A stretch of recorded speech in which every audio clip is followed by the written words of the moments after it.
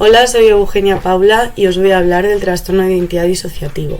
El trastorno de identidad disociativo, antes denominado trastorno de personalidades múltiples, es un tipo de trastorno disociativo, caracterizado por dos o más estados de personalidades que aparecen en forma alternada.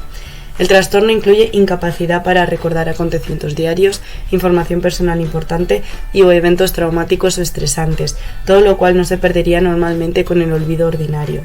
Los pacientes con un trastorno de identidad disociativo frecuentemente muestran una conducta automutilante, impulsiva, donde aproximadamente una tercera parte de los pacientes con trastorno de identidad disociativo cumplen también los criterios de un trastorno límite de la personalidad, de igual manera que muestran normalmente niveles altos de depresión.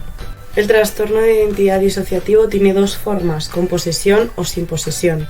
En la forma con posesión, las identidades por lo general se manifiestan como si se tratara de un agente externo, normalmente un ser sobrenatural o espíritu, pero a veces otra persona, que ha tomado el control de la persona, haciendo que hable y actúe de una manera muy diferente. En tales casos, las diferentes identidades son detectadas por los demás muy fácilmente. Esta forma de posesión provoca malestar y tensión significativos. Las formas no posesivas tienden a ser menos evidentes. Las personas pueden sentir una alteración repentina en su sentido de sí mismos, tal vez sintiendo como si fueran observadores de sus propias palabras, emociones y acciones, en lugar de agentes. Las evidencias de entidades diferentes son variables, tienden a ser más evidentes cuando las personas están bajo estrés extremo. Lo que no sabe una identidad puede no saberlo la otra, es decir, una identidad puede tener amnesia de los eventos experimentados por otras identidades. Algunas identidades parecen conocerse e interactuar con las demás en un mundo interior elaborado. Un reciente estudio de 2018 comprobó que los pacientes con trastorno de identidad disociativo abarcan al menos dos tipos de identidades disociativas diferentes: los estados de identidad neutrales, que inhiben el acceso a recuerdos traumáticos, permitiendo así el funcionamiento de la vida diaria, y los estados de identidad traumáticos, que permiten el acceso y dar respuestas a estos recuerdos. Estas entidades implican diferentes reacciones subjetivas, tanto emocionales como sensorial-motoras, diferentes respuestas cardiovasculares y diferentes patrones de activación cerebral a un modo de guión de memoria relacionado con el trauma. El trastorno de identidad disociativo, por lo general, ocurre en personas que experimentan un estrés abrumador durante la infancia. Los niños no nacen con un sentido de una identidad unificada. Este se desarrolla a partir de muchas fuentes y experiencias. En los niños abrumados por las circunstancias, muchas partes que deberían haberse combinado se mantienen separadas. El abuso crónico y grave, tanto sea físico, sexual como emocional, y el abandono durante la infancia se informan frecuentemente entre los pacientes con trastornos disociativos de la identidad. Algunos pacientes no han sido objeto de malos tratos, pero han experimentado una pérdida precoz importante, una enfermedad médica grave o sucesos estresantes abrumadores.